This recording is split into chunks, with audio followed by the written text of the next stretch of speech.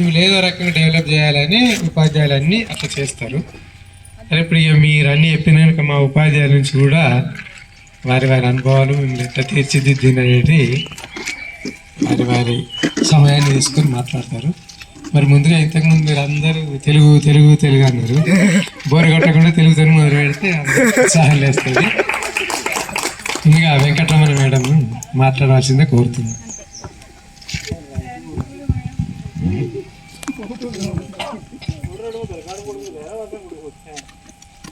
నేటి ఈ సమావేశానికి విచ్చేసినటువంటి మన స్కూల్ హెడ్ మాస్టర్ గారు రామరెడ్డి సార్ గారికి, అదేవిధంగా నాతో పాటు పనిచేసినటువంటి ఉపాధ్యాయ మిత్రులకు, విద్యార్థులకు అందరికీ నా యొక్క నమస్కారాలు. నాకు కూడా అనిపించింది నేను తెలుగు ఇంత మంచిగా చెప్పిందా అని. సార్ కనిపించినట్టు నాకు కూడా అనిపించింది. నిజంగానే నాన్న ఒకటినే చెప్తాను రా పిల్లలు, మరి ఏదో మేడం వచ్చింది కదా అని నాలుగు ముచ్చట్లు చెప్తాను రా అని చెప్పేసి డౌట్ వచ్చింది నాకు. కాకపోతే నాకు ఒక మంచి, నా ఉద్యోగ జీవితంలో ఒక మంచి ఎక్స్పీరియన్స్ బోర్నపల్లి స్కూలే. నేను ప్రైవేట్ స్కూల్లో ఒక 8 సంవత్సరాలు పనిచేసుకుంటూ చదువుకొని, అంతకుముందే సార్ పరిచయం నాకు. అదేవిధంగా మారుతి సార్ కూడా మా సార్ వాళ్ళ ఫ్రెండ్స్, అట్లా అందరూ దాదాపు ఇక్కడ ఉన్న వాళ్ళంతా కూడా పరిచయమే. అట్లా చదువుకొని నేను ఉద్యోగం తీసుకున్నా. తర్వాత నేను ఒక హై స్కూల్, నేను ప్రైవేట్ స్కూల్లో పనిచేసినప్పుడు ప్రైమరీ శిశు తరగతి, చిరంజీవి చెప్పినట్టు శిశు తరగతి చెప్పేది అంతే. 1వ తరగతి కన్నా ముందు నర్సరీ ఉంటుంది కదా, అట్లా శిశు తరగతి ఉండేది.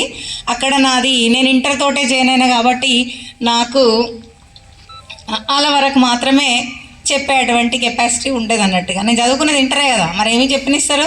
అట్లా అందులో పని చేసుకుంటూ చదువుకొని 6th 8th వరకు అక్కడ చెప్పిన తర్వాత నాకు జాబ్ వచ్చింది. జాబ్లో కూడా నేను హై స్కూల్ తీసుకున్నా. తర్వాత నేను ఈ డిస్ట్రిక్ట్ మారాలంటే, వరంగల్ డిస్ట్రిక్ట్ నాది, అక్కడ టీచర్ జాయిన్ అయినాక ఈ డిస్ట్రిక్ట్ మారాలంటే ఇక్కడ ఒకటే వేకెంట్ ఉందన్నారు. కాకపోతే ఇది యూపీఎస్ అన్నారు.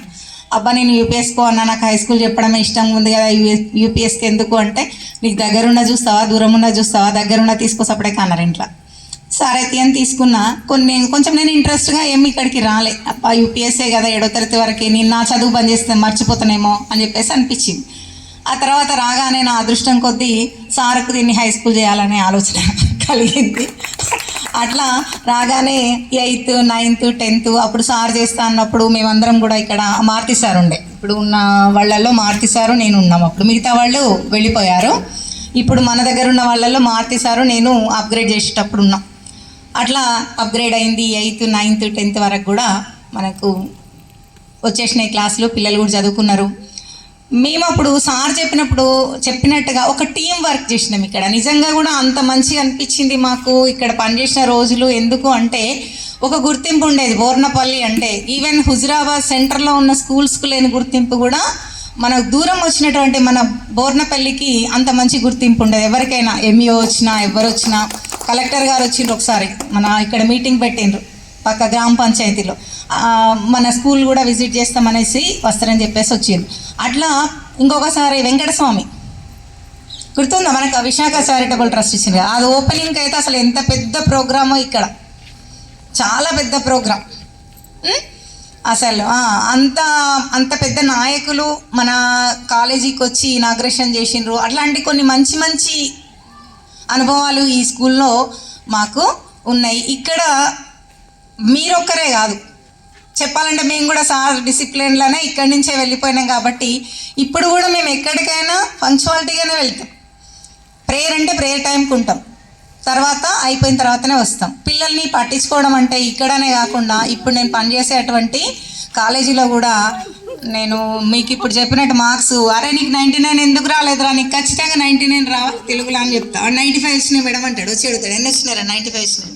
95 ఇంకా 5 ఏం చేసినారా, ఇంకా 4 రావాలి, నువ్వు ఏదో మిస్ చేసినావు అంటే, మేడం గ్రామర్ మిస్ చేసిన, అదే చెప్పినా కదరా మిస్ చేయొద్దని చెప్పేసి. ఇప్పుడు కూడా ఉంది నాకు అది మార్క్స్ అనేది. నాకు 80 వచ్చినా జీతం వస్తుంది, వాడికి ఫెయిల్ అయినా జీతం వస్తుంది. కానీ ఆ సాటిస్ఫాక్షన్ అనేది మనకు ఉండాలి. మన పిల్లలకి మనం చదువు చెప్పినాం, వాడికి మంచి మార్క్స్ రావాలి అనేది ఉండాలి. వీళ్ళు చాలామంది చెప్పినట్టు గ్రామర్ నిజంగా నేను ట్రైనింగ్లో నేర్చుకున్న తర్వాతనే చెప్పిన. ఇంకోటి చూచిరాతల గురించి కూడా చెప్పినరు. వాస్తవంగా చెప్పాలంటే ఇంటర్ వరకు నా రైటింగ్ కూడా అంత బాగేం లేకపోయేది. నేను ఇంటర్ చదువుకున్నప్పుడు నా రైటింగ్ అంత బాగేం లేకపోయేది. ఎప్పుడైతే నేను తెలుగు పండి ట్రైనింగ్ చేసినో, నేను ఒక తెలుగు టీచర్గా ఉన్నప్పుడు నా రైటింగే బాగాలేకపోతే నేను పిల్లోడికి నేను ఎలా చెప్పాలి అని చెప్పేసి ముందు నేను నా రైటింగ్ బాగా చేసుకున్నా. అదే చెప్పేది పిల్లలకు కూడా, మీకు చెప్పేటప్పుడు కూడా, ఫస్ట్ రైటింగ్ మంచి లేదంటే అదే నా జీవితాంతం రైటింగ్ అని చెప్పేసి మాత్రం అనుకోవద్దు. మనం ప్రయత్నం చేస్తే ఖచ్చితంగా మనకు రైటింగ్ మంచిగా వస్తుంది, నాకు వచ్చింది అని చెప్పేది. అట్లనే మీరు కూడా చూచిరాత బుక్ల ద్వారా నేర్చుకున్నారు. నిజంగా రాజు చెప్పినప్పుడు ఆ రోజు ఒక్కటి రాసుకొచ్చి చూపించేది, రోజొక్క పేపర్ రాసుకొచ్చి చూపిస్తే చాలా సంతోషం అనిపించేది. నిజంగానే పెద్ద రైటర్ అవుతాడు కావచ్చు అనుకున్నా. సరే, ఓ సైంటిస్ట్ అయ్యిండు, అదైనా సంతోషమే. కాకపోతే మధ్యలో ఒకసారి నాకు కలిసిన గుర్తు, బస్ స్టాండ్లో ఎక్కడో కలిసి నేను ఫార్మసీ చేస్తున్నా అని చెప్పేసి చెప్పిండు, హుజరాబాద్ బస్ స్టాండ్లో. అట్లా మీరు అంతా నిజంగా కూడా ఈరోజు మాకు చాలా సంతోషంగా ఉంది. పెన్ ఇచ్చుకుంటూ చెప్పిండ్రు చిరంజీవి గోల్డ్ పెన్ ఇస్తున్నామని. మీరేమా గోల్డ్ గోల్డ్ పెన్ మీరు మాకు ఇచ్చిర్రు, అది ఇంతమంది గోల్డ్స్. అట్లాంటి ఎంతోమంది విద్యార్థులను మేము సమాజంలోకి పంపిస్తున్నాం. అలాంటి మంచి ఉద్యోగంలో నేనున్నందుకు సంతోషపడుతున్నాను. ఇక్కడి నుంచి వెళ్ళిన తర్వాత నేను ఇక్కడున్నప్పుడే సార్ గురించి కూడా చెప్పండి, మ్యాథ్స్లో నాకు ఎక్కువ మార్క్స్ వచ్చినాయి. నేను ఇక్కడున్నప్పుడే 2001లో ఒకసారి జేఎల్ ఇంటర్వ్యూకి వెళ్ళిన, అప్పుడు రాలే, నాకు మిస్ అయింది. అప్పుడు సార్ తోటి చెప్పించుకునేది బహుళకం అంటే ఏంటిది, అట్లాంటి చిన్న చిన్నవి కూడా నాకు మ్యాథ్స్ రాకపోయేది. అది సార్ ఒకసారి నాకు ఇప్పటి వరకు కూడా ఇంకా నా పేపర్లలో ఉంటాయి, నేను చదువుకునే పేపర్లలో ఇంకా ఉంటాయి. సార్ ఒకసారి గీసి చూపించిన అన్నట్టు, ఇట్లా చుట్టుకొలతలు, దీనిది ఎంత అదెంత అట్లాంటి రాయాలి అంటే బహుళకం అంటే ఏంటి, చిన్న చిన్నవి ఎక్కువ సార్లు వస్తే బహుళకం. అట్లాంటి చిన్న చిన్న టెక్నిక్స్ తోటి నేను కూడా నా జాబ్ సంబంధించినటువంటి ఎగ్జామ్లో మ్యాథ్స్ మంచిగా చేసేదాన్ని. ఎందుకంటే అవి చిన్నయే, కానీ నాకు మ్యాథ్స్ అంటే భయం కాబట్టి నేను చిన్నప్పుడు నేర్చుకోలే వాటిని. అట్లా సార్ చెప్పినటువంటి మ్యాథ్స్ పేపర్స్ ఇంకా నా దగ్గర కూడా ఉన్నాయి. ఆ తెలుగు ప్రిపేర్ అయ్యేటప్పటిలో జిఎస్లో ఖచ్చితంగా ఉంటుంది మ్యాథ్స్, ఇలాంటి జనరల్ మ్యాథ్స్ ఉంటుంది అన్నట్టు. అది సార్ చెప్పింది నాకు అప్పుడు. తర్వాత ఇంకా అప్పుడు మా టీం కూడా బాగుండేది, పద్మ టీచరు, భారతి టీచరు, వాళ్ళందరూ కూడా మంచి కలిసి వచ్చేటోళ్ళం ఇట్లా నుంచి నడుచుకుంటూ. ఒక మంచి ఎక్స్పీరియన్స్ మొత్తానికి ఇక్కడ బోర్నపల్లిలో. ఇంకా చెప్పుకోవాలంటే ఎన్నో ఉంటాయి, కానీ మనం కూడా సమయాభావం వల్ల చెప్పలేకపోతున్నా. మాకు కూడా మీరు విలువగానే ఎంతో సంతోషం అవుతుంది. మీరు అనుకుంటున్నారు, కానీ మాకు కూడా పిలిచిండ్రు అంటే ఇంకా నేను ఎంతో హ్యాపీగా, మా బోర్నపల్లి స్కూల్ పిల్లలు పిలిచిండ్రు, మేము పోతున్నాం అని చెప్పేసి అలా చెప్పుకుంటాం. ఎందుకంటే మాకు కూడా పనిచేసిన చోట పిల్లలు ఇట్లా వృద్ధిలోకి వచ్చిండ్రు, చూడాలి, వాళ్ళతో కాస్త గడపాలి అని మాకు కూడా అనిపిస్తుంది. కాకపోతే ఇంకా మన మేడమ్స్ కొన్ని అనివార్య కారణాల వల్ల రాలేకపోయినరు. వాళ్ళు రాలేదని మీరు కూడా ఏమీ అనుకోకండి, మళ్ళీ మన దగ్గరే ఉంటారు కాబట్టి ఎప్పుడో ఒకప్పుడు కలుస్తూనే ఉంటారు. ఇలాంటి ప్రోగ్రాం కండక్ట్ చేసినటువంటి మీ అందరికీ కూడా మా అందరి తరపున ప్రత్యేక ధన్యవాదాలు. Thank you. వెంకటరమణ మేడం గారికి కృతజ్ఞతలు. ఎందుకంటే మేడంకు సలహా ఇచ్చింది నాకే గుర్తులేదు. అంటే ఎగ్జామ్కి పోయేటప్పుడు మాత్రం అడిగితే ఇట్లా సార్ అంటే ఎప్పుడైనా జస్ట్ ఎంకరేజ్ చేస్తుంటే, నేను ఎవరినైనా ఎంకరేజ్ చేస్తాను. అట్లా మేడం ముందుకు రావడం జనరల్గా ఏంటంటే నాలెడ్జ్ ఉన్నది మేడంకు, ఆ నాలెడ్జ్తో ముందుకెళ్ళింది. ఏదో కొంచెం చిన్న అసలు సబ్జెక్ట్లో నాలెడ్జ్ ఉంది కనుక అట్లా రాణించగలిగిండ్రు, అట్లా మీకు చెప్పగలిగిండ్రు. ఇప్పుడు మనం ప్రథమ భాష తెలుగు, ఇప్పుడు రాష్ట్రీయ భాష హిందీ. సార్ హిందీలో అయితే మాట్లాడకు, నాకు అర్థం కాదు. సాంగ్ అయితే వాడాలి సార్.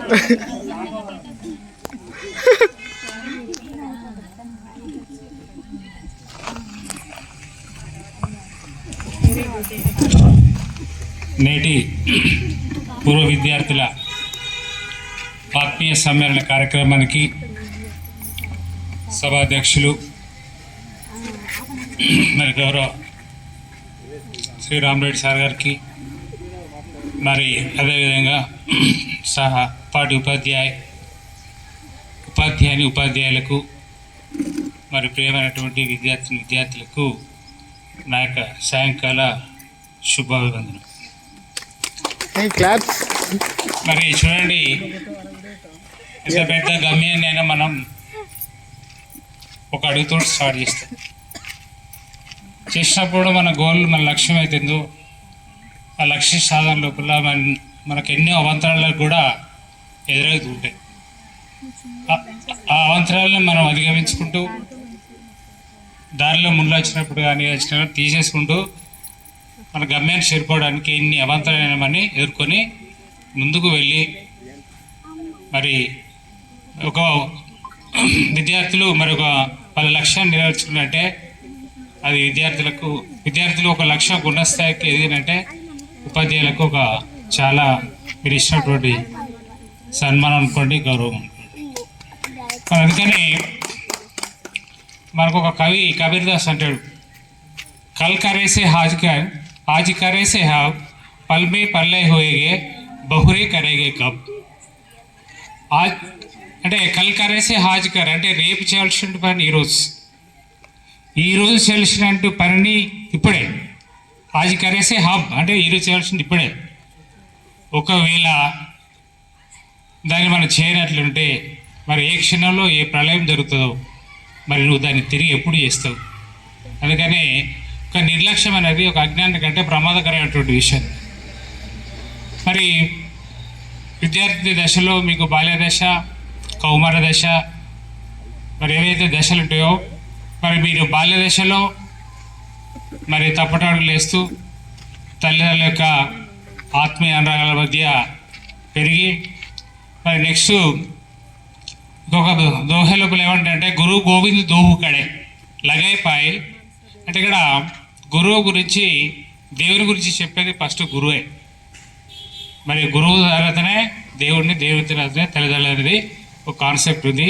అది మీరు కూడా మరి గురువుకి ఏ విధమైనటువంటి మనం గౌరవిస్తున్నామో మరి ఏ స్థాయిలో ఉన్నా మరి తల్లిదండ్రులకు ముఖ్యంగా మనం వాళ్ళని గౌరవించడం, మరి వాళ్ళైతే ఏవైతే మీ మీద ఆశలు పెట్టుకొని ఏవైతే కళ్ళు కన్నారో మరి కొంతమంది ఒక అమ్మాయి చెప్పింది, సార్ నాకు 7th మ్యారేజ్ అయింది, ఒక అమూల్యమైనటువంటి సమయాన్ని నేను కోల్పోయినా అయినా దాన్ని నేను ఫిల్అప్ చేసుకోవడానికి నేను ఇప్పుడు నా పిల్లలను ఒక ఉన్నత స్థాయికి మరి తీసుకోవాలనే ఉద్దేశం మీద నేను ఆహార్నిశలు కృషి చేస్తున్నా సార్ అని చెప్పి ఆమె యొక్క బాధ చెప్పుకున్నది. అంటే ఆ బాధ లోపల ఎంత అంతర్గతంగా ఆమె లోపల ఎంత నిర్లిప్తత, ఎంత బాధ దాగిందని అప్పుడు మనం గమనించాలి.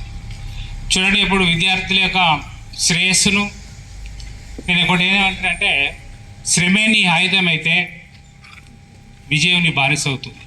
చప్పట్లు. శ్రమే నీ ఆయుధం అయితే విజయం నీ బానిస అవుతుంది. అంటే ఎవరికైతే కష్టపడేటువంటి తత్వం ఉంటుందో, ఎవరైతే మరి సుఖమైనటువంటి జీవితం కాకుండా సుఖ దుఃఖాలు అంటే మన జీవితం లోపల వస్తూ పోతుంటాయి.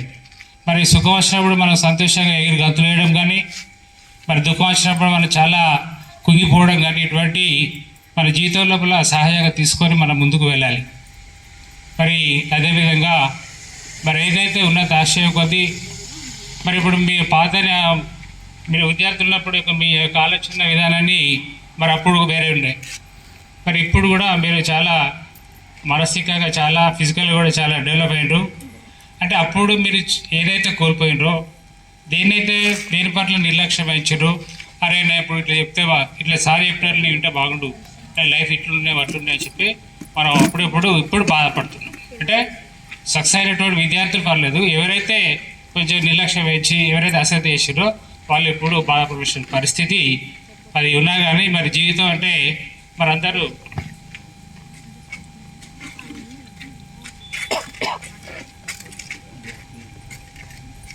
ప్రభుత్వ ఉద్యోగమే కాదు, ప్రభుత్వ ఉద్యోగం చేసిన వాళ్ళే సక్సెస్ అయినటువంటిది కాదు. అంటే వివిధ రంగాల లోపల ఎవరికైతే మరి కళ ఉంటుందో, కళ అనేటువంటి 64 ఉంటాయి. మరి మనిషికి ఒక కళ ఉంటుంది. స్కిల్స్ అనేది ఒకరికి రైటింగ్, వాళ్ళు చదవడం, వాళ్ళకు పాటలు పాడడం, వాళ్ళు గేయ రచన, ఎవరికి ఒక కళ వాళ్ళ లోపల అంతర్గతంగా దాగి ఉంటుంది. దాన్ని మనం వెలుగు తీసుకు దాన్ని మనం ప్రదర్శించినప్పుడే మన యొక్క కళ అనేది బయట తెలుస్తుంది అనమాట.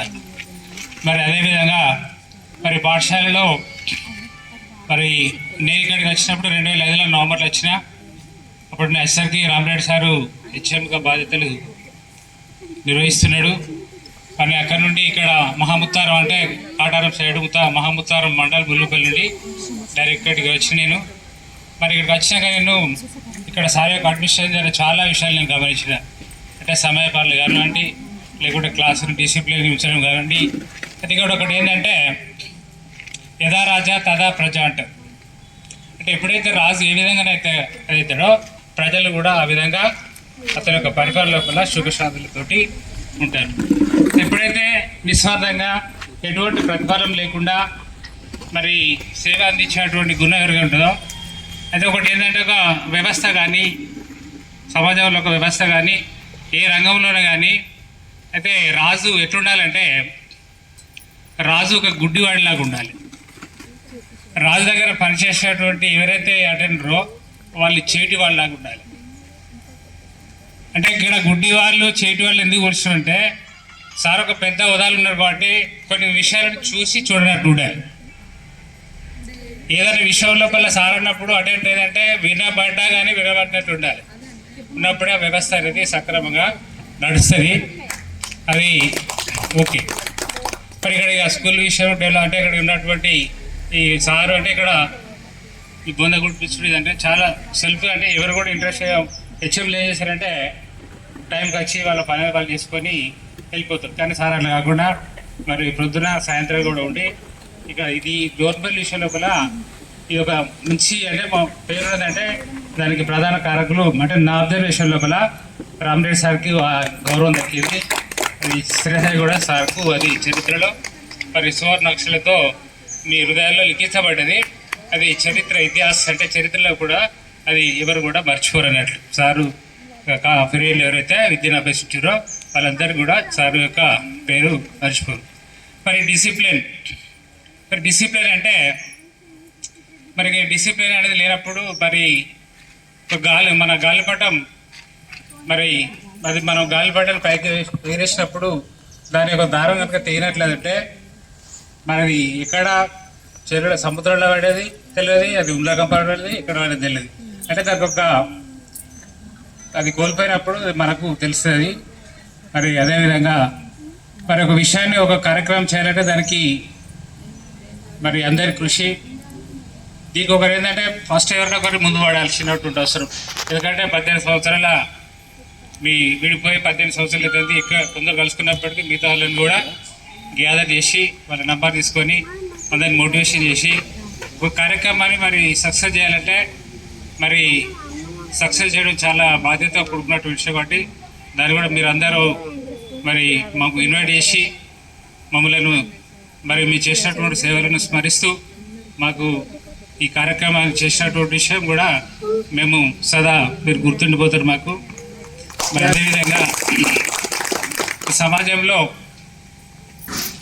జరుగుతున్నటువంటి ఒక వివక్ష గురించి మరి ఒక పాట అనేది తరతరాల నుండి యుగ యుగాల నుండి కొనసాగుతున్నది ఈ పోరాటం. రుద్రయ్య లాంటి కామాంధులు లేని మన సమాజంలో ఎందరో ఉన్నారు. ఈ కామాంధుల కామదాహారానికి ఎందరో కన్నె పిల్లలు బలైపోతున్న చరిత్రహీనుల్లా మిగిలిపోతున్నారు. ఎంతకాలం వీరి ఆటలు సాగాలి? మరి ఎంతమంది వీరి కామదాహారానికి బలైపోవాలి? అందుకే ప్రతి స్త్రీ ఒక భద్రకాళి కావాలి. ఇలాంటి దుర్మార్గుల్ని తరిమి కొట్టాలి. ఒక అమ్మాంధుడికి బలైనటువంటి ఒక అబల మరి పెళ్లి కాకుండానే ఒక శిశువుకు జన్మనిస్తుంది. పెళ్లి కాకుండానే శిశువుకు జన్మించినటువంటి ఒక అపవాదును భరించలేక ఆ తల్లి ఆ శిశువును మరి చెత్తగుండిలో వేసి తన పీడ తీసుకుంటుంది అనమాట. ఆ నేపథ్యంలోనే సాగేటువంటి పాట. తెగిపండా నింగి చుక్కలం చిత్తకుండి కాడి కుక్కలం అయినా మే భారతీయులం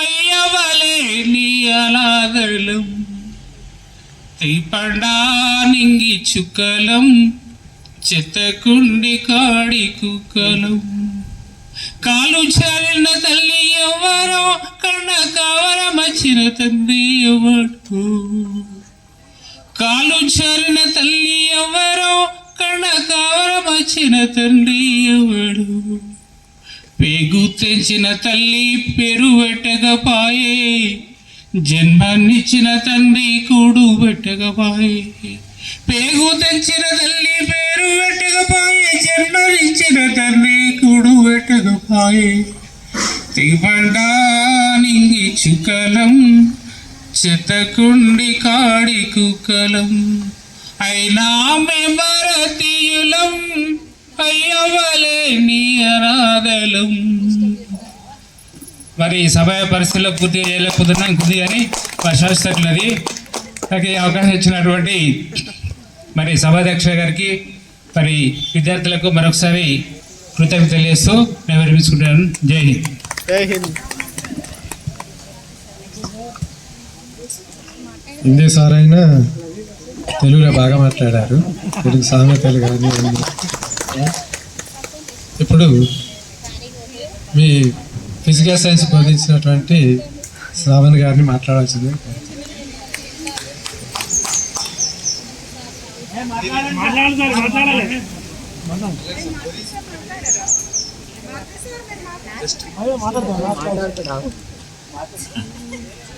హలో, ప్రియమైన విద్యార్థులకు, నేను చెప్పిన బ్యాచ్లో నాకు ఇష్టమైన బ్యాచ్ ఇదే బ్యాచ్.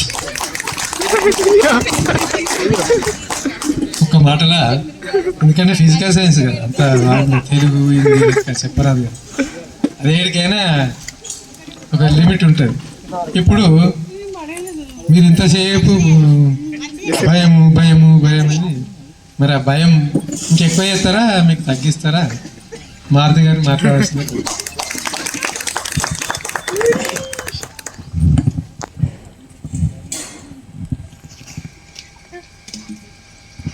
విద్యార్థుల సమ్మేళనం 2006-07 బ్యాచ్ ఆహ్వానించినటువంటి బ్యాచ్ అందరికీ, సభకు అధ్యక్షత వహించినటువంటి రామరెడ్డి సార్ గారికి, తోటి ఉపాధ్యాయులకు అందరికీ నమస్కారాలు తెలియజేసుకుంటూ, ఇది మొన్ననే మేము ఆఫ్టర్ 32 years తర్వాత కలుసుకున్నాం మా కాలేజీలో. నేను టీచర్ ట్రైనింగ్ కాలేజీలో 32 సంవత్సరాల తర్వాత దాదాపు 150 మందికి దాదాపు 115 మంది వచ్చింది. మా గురువులను మేము సత్కరించుకున్నాం. అందరూ డిఈఓలు డిప్యూటీఓలే, వాళ్ళ ఆఫీసర్స్ అందరూ దాదాపు రిటైర్డ్ అయ్యారు ఆర్జేడీగా డిఈఓలుగా. మొన్న ఖమ్మం పోయి వచ్చిన, మొన్న రీసెంట్లీ 1 month బ్యాక్. మళ్ళీ మనకు ఈ స్కూల్కి వచ్చిన తర్వాత మనం ఫస్ట్ ఈ స్కూల్ నాకు అపాయింట్మెంట్ ఫస్ట్ కందుల చిన్నబడి 1 to 5th. అక్కడ నుండి నాకు హుజరాబాద్కి అవకాశం వచ్చింది, అయినా నేను బోర్నపల్లి తీసుకున్నాను. ఫస్ట్ అవకాశం వచ్చింది హుజరాబాద్, జీపీఎస్ ఉన్నది అది ఇది అంటే 1 to 5th పోవద్దు, 1 to 7th పోవాలి. యూపీఎస్కి వచ్చే సుడుతుంటే ఇక్కడికి వచ్చుడుతుంటే హై స్కూల్ తర్జన వర్జన మధ్యన మొత్తానికి హై స్కూల్ అయింది. నన్ను అడిగిన్లు ఇడిగిన్లు హై స్కూల్ పడేసి కాదే. అప్పటికే నేను ప్రైవేట్ అరుణోదయ స్కూల్లో నేను 10th class వరకు డీల్ చేసేది. ఇక అక్కడ అవకాశం వస్తలేదు. అయిన తర్వాత కూడా నేను ప్రైవేట్ ఇక్కడ ప్రియదర్శిని స్కూల్లో కానీ వీటిలలో కానీ ఒక పీరియడ్ తీసుకున్నది 10th class. మళ్ళీ ఇక్కడికి వచ్చినాక నాకు అవకాశం వచ్చింది. అవకాశం వచ్చినాక అన్ని సబ్జెక్టులు లేవు ఇక్కడ. లేకపోతే అప్పుడు ఇంగ్లీష్ లేకపోతే అస్మతునిసా బేగం మేడం వచ్చే వరకు నేనే ఇంగ్లీష్, తర్వాత కెమిస్ట్రీ లేకపోతే సారు నీకు ఆల్రెడీ ఇంటర్మీడియట్ ఉంటుంది, ఖచ్చితంగా నువ్వే చెప్పాలని రామరెడ్డి సార్ అంటే మళ్ళీ అది చెప్పుడైంది.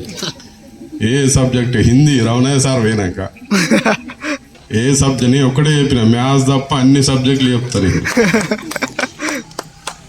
ఈ అట్లనే ఇక్కడికి వచ్చిన తర్వాతనే నాకు అప్పటి వరకు ఏజీటీ డిగ్రీ అవుట్తోటే జాబ్ వచ్చేసింది. ఇక్కడికి వచ్చిన తర్వాత నేను మళ్ళీ బీఎడ్ ఇక్కడికి వచ్చినాకనే చేసినాడు ఇన్ సర్వీస్లో. తర్వాత ఇక్కడికి వచ్చినాకనే పీజీ స్టార్ట్ అయింది. పీజీ ఎండింగ్లో అయిపోయిన తర్వాత మీకు డీల్ చేసిన నేను. ఇక్కడికి వచ్చినాకనే నాకు చదువుపోతే ఇక్కడ నుండే మళ్ళీ ప్రమోషన్. అప్పుడు అంటే ఆ విధంగా మనము ఇక్కడికి వచ్చిన తర్వాత రాత్రి ఇంకా మీ బ్యాచ్ కంటే ముందు రాత్రి 9 గంటల వరకు కూడా స్టడీ అవర్స్, 9 o'clock వరకు కూడా కూర్చున్నబెట్టి వెళ్ళబోతారు వాళ్ళకు. ఒక్కొక్కసారి వాళ్ళు నైట్ అయితే అక్కడికి పోయేది మళ్ళీ బండి మీద, వీళ్ళు చేరిందా లేదా అంటే అట్లాంటి బాధ్యత తీసుకొని చెప్పడం జరిగింది. అంటే ఆ కోఆర్డినేషన్ మా గ్రూప్లో ఉన్నది. రామరెడ్డి సార్ కూడా మేమంత స్టాఫ్ ఎంత కోఆర్డినేషన్ ఉండేది తెలుసా, సారు ఉండేది ఎంత పెద్ద సార్ భయం అంతే. మళ్ళీ సార్ పోయినాక మేమేం చేయగా మేము ఉండేది, సార్ వచ్చిందంటే మళ్ళీ మీరు మాకు ఎట్లుంటారో మేము అట్లనే ఉండేది సార్, అదేవిధంగా ఉండేది. తర్వాత ప్రతి ఇంటికి తిరిగేది, ఎవరు ఇవాళ రాకపోతే వాళ్ళ ఇంటి ముంగట బండి ఉండే తీసుకున్నాడు వచ్చు. తర్వాత దీనికి మళ్ళీ ఎంత మనకు 10th క్లాస్లో మేము ఎంత ఇక్కడ మీకు కష్టపడేదో మీరు అక్కడికి పోయినాక ఎగ్జామ్లు ఎట్లా రాస్తానని రామరెడ్డి సార్ ఏం చేసేదంటే అక్కడ డిఓ ఆఫీస్ పోయి ఒక్కొక్క సెంటర్కి ఒక్కొక్క సార్ వేసేది మమ్మల్ని. ప్రతి సెంటర్లో మన స్కూల్ నుండే ఉండేది. గేమ్స్లలో దేని ఏమైనా బోర్న పెళ్ళి ఆడుతుంటే అక్కడ ఒక గ్రూప్ అబ్బో బోర్న పెళ్ళి నుండి వస్తారన్నమాట. దేనికి ఆటలలో పోయినా కానీ మనకి ఏం కాంపిటీషన్స్లో పోయినా కానీ ఫస్ట్ మనదే. హుజరాబాద్ నుండి IIIT సీటు కూడా మనదే ఫస్ట్.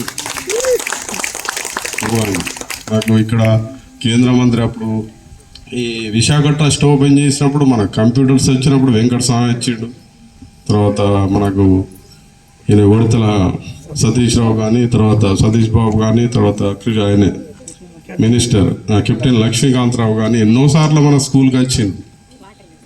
ఆ ఉడతడే ఎప్పటికీ బోర్నపల్లికి వస్తారు అందరు అనేది, బోర్నపల్లికి మినిస్టర్లను తీసుకొస్తారు అది ఇదని. రవీంద్రరావు సార్ కూడా మన స్కూల్కు బాగా కృషి చేశారు. అంటే ఇవన్నీ మనము ఇవన్నిటితోటి కోఆర్డినేషన్ తోటి బోర్నపల్లి అనుడితోటి మనకు అప్పుడు స్టార్టింగ్లో 250 స్ట్రెంత్ అంటే మనది హైయెస్ట్. 250 స్ట్రెంత్ సిటీకి దగ్గర ఉన్నది. ఇందిరానగర్ వాళ్ళు అటు పోకుండా ఇటే వచ్చేది, వెళ్ళబోతారం ఇటే, మొత్తం ఇటే వచ్చేది మనకు. ముక్కపల్లి ఇటు మొత్తం ప్రైవేట్ స్కూలు వాళ్ళని కూడా మనం ఇటు వస్తేనే అప్పుడు మనకు IIIT సీటు వచ్చింది. ఇక్కడికి ఖచ్చితంగా రావాలి అనే ప్లాన్ మీద మనం డిఓ వచ్చినా కానీ ఓ రోజు స్టడీ అవర్స్ మధ్యాహ్నం వచ్చిండు డిఓ, నేను ఒక్కనే ఉన్నా. వచ్చి సార్ చూస్తారంటే రాండి సార్ అన్న, మళ్ళీ వేయండి బయటికి, మళ్ళీ వస్తారని పోయింది రాలేదు ఇక. ఎందుకంటే అప్పటికే క్లాస్ వాళ్ళు లంచ్ వేన్లో వస్తారు, వెళ్ళిపోయిండు డిఓ. హాఫ్ డే స్కూల్లో కూడా మనం ఇక్కడ స్టడీ అవర్స్ పెట్టేసినాం. అంటే అంత కష్టపడి ఒక పొజిషన్కు మనకు ఇప్పుడు ఇది లేదో మనకు అప్పుడు మనకు ఇది కూడా ఒక ఎంతో కష్టపడి సారు వాళ్ళను వీళ్ళను అడిగి ఒక స్టేజ్ అనేది ఉండాలి, మనకు మైక్ సెట్ ఉండాలి స్కూల్కు. ఇవన్నీ ఓటికి మనకు అప్పుడు చెట్లు పెట్టుకుంటే ఇది ఒక రూపానికి తీసుకొచ్చింది. అప్పుడు ఇవన్నీ బండలు ఆట ఆడదాం అంటే చాలా కష్టంగా ఉండేది. అయినా బొందలలో కూడా మనం ఆట ఆడేది, ఖోఖో ఇట్లా అయినా ఆట ఆడేది. గ్రీన్ కోర్ కానీ అవన్నీ మెయింటైన్ చేసేది. అంటే మనం ఇట్లా ఒక్కొక్కరి గురించి చెప్పాలంటే భాగ్యలక్ష్మి 3 days అన్నం తినలేదు, వాళ్ళ ఇంటికి 3 రోజులు పోయినా నేను, ఫెయిల్ అయినా. 3 days మూమెంట్ పోయి ఏం బాధపడద్దు ఇట్లా అని చెప్పుకుంటూ చేసినాం. తర్వాత ఆమెకు 75 మార్క్స్ వచ్చినాయి. దానిలో 75లో ఇట్లా రౌండ్ అయ్యి వస్తే అది 15 అయిపోయింది, ఫెయిల్ అయింది. అది రాంగ్ వాళ్ళు చేసింది. మళ్ళీ ఫీజు కట్టించి మళ్ళీ ఇన్సులేషన్ నేనే పడ్డా అక్కడ సెంటర్లో మళ్ళీ ఇన్సులేషన్ నేనే. మళ్ళీ same 75 marks director of school education నుంచి రాసి వచ్చింది మేము పోస్టులో. ఆ విధంగా భాగ్యలక్ష్మి అట్లా. తర్వాత ఈ స్వప్న లావణ్య క్లాస్కి వచ్చిందంటే ఈవెన్ అవుతే మిగతా వాళ్ళందరు నవ్వి. ఇప్పుడు క్లాస్కి వచ్చిందంటే నవ్విందనుకో కథ మిగతా వాళ్ళందరు నవ్వి. ఆ విధంగా ఇక స్వాతి చిన్నగా ఉండేది, మెల్లగా లేట్గా రావన్నా వద్దా సార్ కొడతాడా ఉండేది. తర్వాత సరిత సైలెంట్గా ఉండేది అంతే. తర్వాత లావణ్య 7th క్లాస్ వెళ్ళిపోయింది.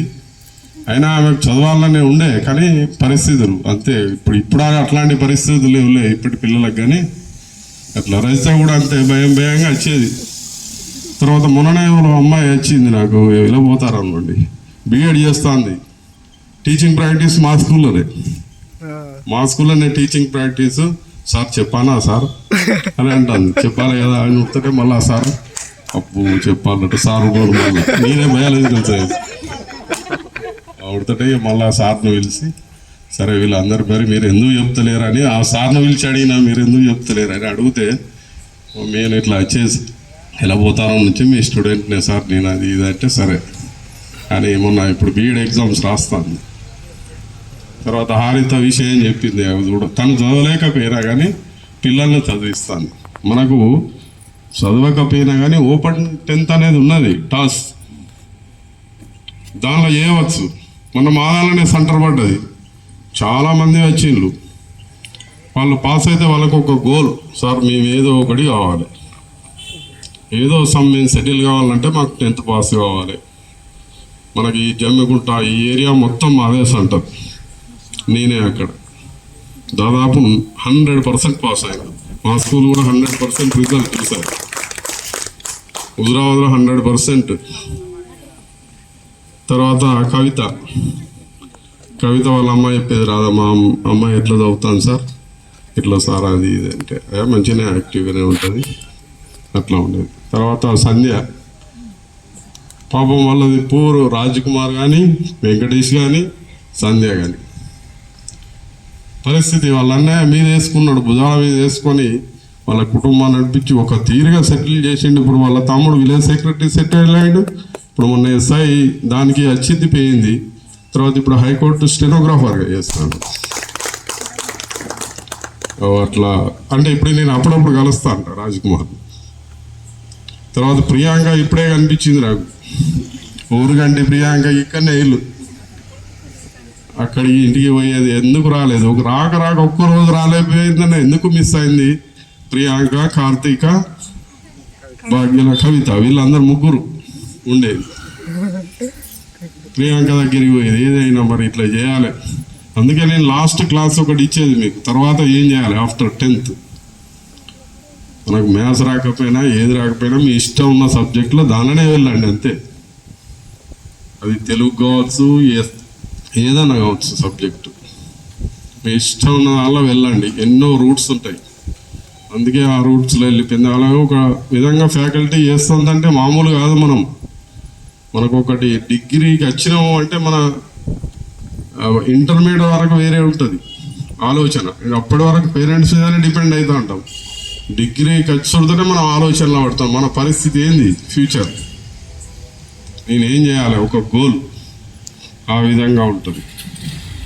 నెక్స్ట్ స్వప్న నమీన్లా ఎలా పోతారు, ఆమెను ఇంకోళ్ళు ఎవరో కలిసి వచ్చేది ఇద్దరు, వాళ్ళు ఆ విధంగా వాళ్ళ దగ్గరికి కూడా పోయేది, నమీన్లో ఉండేది.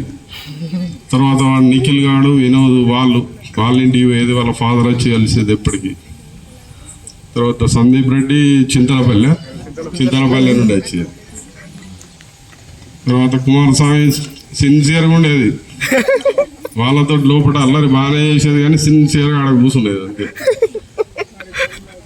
ఇక సురేష్ వీళ్ళు ఇంద్రానగర్ బ్యాచ్ ఇటు సురేష్ అని మహేష్ ఏంటంటే గ్రూప్ మాకు నెక్స్ట్ ఫస్ట్ మహేష్ తర్వాత వీడే గ్రూప్ ఐకాన్ అన్నట్టు. అక్కడ గ్రూప్ లీడర్గా ఒకటి చేయాలంటే ఇప్పుడు ఇవాళ ప్రోగ్రామ్ జరిగింది అంటే దీనికి ఎంత కష్టం ఉంటుంది తెలుసా. ప్లానింగ్ అనేది మనం ఎట్లా చేయాలి, ఏం చేయాలి, ప్లానింగ్ ఎట్లా సక్సెస్ కావాలి, ఏ రోజు అందరికి వీలు పడాలి, చాలా ఉంటుంది. మనం ఒకటి ప్రోగ్రామ్ అనుకున్నదంటే ఆ ప్లానింగ్ మనం ఫేర్వెల్ చేయాలంటే ఎంతో ప్లాన్ చేసుకున్నది, ఎవరు ఏం చేయాలి, ఏ గ్రూప్ ఎవరికి కేటాయించాలి. ఇది మామూలు విషయం కాదు, ఈ ప్రోగ్రామ్ ఇట్లా చేసుడు అంటే. కాబట్టి అంత కష్టపడితే ఇది ఒక ప్రోగ్రామ్. ఇప్పుడు మహేష్కి ఏంటి అంటే లీడర్షిప్ అనే నాయకత్వం ఉంది మొదటి నుండే. మళ్ళా ఎట్లా అంటే క్వశ్చనింగ్ చేస్తాడు, ఇది ఎట్లా, ఇది ఎందుకు, అట్లాంటి క్వశ్చనింగ్ చేసేటోళ్ళకు మనకు బయట కొంత వ్యతిరేకత రావచ్చు కానీ వాస్తవం ఉంటుంది వాళ్ళ దగ్గర. మనకి ఎప్పుడు రెవల్యూషన్ క్వశ్చనింగ్ వస్తుంది అంటే వాళ్ళు మంచిగా మాట్లాడుతున్నారు అట్లా అంటే కొంతమందికి వ్యతిరేకంగా కావచ్చు, కానీ వాటిల్లో ఏంటంటే మారల్ వాల్యూస్ ఉంటాయి, నీతి నిజాయితీ విలువలు ఉంటాయి అట్లాంటి. తర్వాత సురేష్ అక్కడ రండి, అయిపోయిందా సురేష్? ఓకే. నెక్స్ట్ శ్రీకాంత్ అంటే ముక్కపల్లి నుండి శ్రీకాంత్. మొక్కపల్లి నుండి చాలామంది ఉండేది. ముక్కపల్లి అదంతా తిరిగి వచ్చేది, మొత్తం ఇంటింటికి తిరిగి ఎవరు రాకపోతే వాళ్ళని పట్టుకొచ్చేది. తర్వాత చిరంజీవి రెగ్యులర్గా వచ్చేటోడు. తర్వాత ఇంటర్మీడియట్ విద్వాన్ కాలేజ్ చేసేటప్పుడు నేను అక్కడ మా సార్లు ఉండేది, వెంకటేశ్వర్ సార్ అని వాళ్ళని అడిగితే నేను తెలుసుకునేది.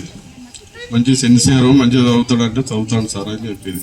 తెలుసుకునేది మా పిల్లలు ఏ విధంగా చదువుతాను. ఈ అశోక్ అయితే వీడు ఫుల్ తన్ను తినేది, ఎప్పటికీ నాకు లేటుగా వచ్చాడు. మళ్ళీ సాయంత్రం ఒకవేళ సాయంత్రం నేను మళ్ళీ ఒక్కసారి వచ్చేది 6-7 గంటలకి ఇటు బండి పట్టుకొని వచ్చేటాలకి ఈ గ్రౌండ్లో నుంచి బయటకు ఉరికేది. ఈ విధంగా అంటే మనకు స్కూల్లో ఇవన్నీ జరుగుతాయండి. తర్వాత రమేష్ అప్పటి నుండే క్లాసులో కొంచెం పొడుగు ఉండేది, బక్కగానే ఉండేది. రమేష్ బక్కగా ఉండేది, బక్క రమేష్ అనేది. తర్వాత షరీఫ్ వాడు వెళ్ళబోతారు ఉండే వచ్చేది. తర్వాత రాజు చిన్నగా ఉండేది, చిన్నగా ఉండే గంగాధర్ రాజు అని అడుగుతుంటే సిన్సియర్ వీడు, ఏమనద్దు చేస్తాడు పని అన్నట్టుగా మనకు చూపించినప్పుడు మంచిగానే చూపించేది. ఇప్పుడు మీరు చెప్పేదాకా నాకు తెలియదు, కాబట్టి నాకు నమ్మకం ఏంది ఖచ్చితంగా చేస్తాడు వర్క్ అనేది. ఇట్లాంటి సిచ్యువేషన్స్ ఉండేది. ఎవరు ఏదైనా మనకు ఒక రూపంగా మనకి ఏంది అంటే, మన మేడం ఇంగ్లీష్ మేడం చెప్పి 3 Ds: డిసిప్లిన్, డెడికేషన్, డిరైవ్. ఈ 3 ఉంటే మనం ఎక్కడైనా ఏదైనా చేయగలుగుతాం. ఎగ్జిక్యూటివ్ ఇప్పుడు శ్రీరాములో ఇలా చేస్తాడు కదా రమేష్, ఎగ్జిక్యూటివ్ అంటే అందరినీ మేనేజ్ చేసి వాళ్ళను మీటింగ్లో కూర్చుండబెట్టారు.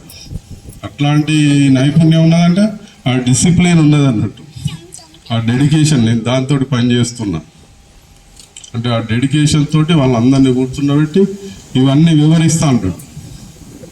అంటే మనకు జీవితంలో కూడా మనం ఇట్లాంటి ఎప్పుడు డిసిప్లిన్ ఉంటే మనం దీనిలోనైనా సెటిల్ అవుతాం. మనకి జాబ్ రావాలని ఏం లేదు, జాబే రావాలని ఏం లేదు. కాబట్టి మనకు అందరికీ ఇప్పుడు జాబ్స్ వస్తలేవు, కాంపిటీషన్ ఎక్కువ అయింది. ఇప్పుడు జాబ్ పోవాలని కూడా ఇవ్వలేరు, గవర్నమెంట్ కూడా జాబ్స్ పెడతలేవు. ప్రైవేటైజేషన్ అంతా, ప్రైవేట్లో కూడా శాలరీస్ ఎక్కువనే ఇస్తున్నారు. మనకు కష్టపడ్డట్టు మనకు శాలరీస్ అనేటివి వచ్చేస్తున్నాయి. మనం ఇంట్లో పని చేసినా ఏది పని చేసినా కానీ ఇవన్నీ మనకు ఉంటాయి. ఇప్పుడు మా స్కూల్లో కుట్టు మిషన్ కూడా ఉన్నది, అవి కూడా నేర్పిస్తాం.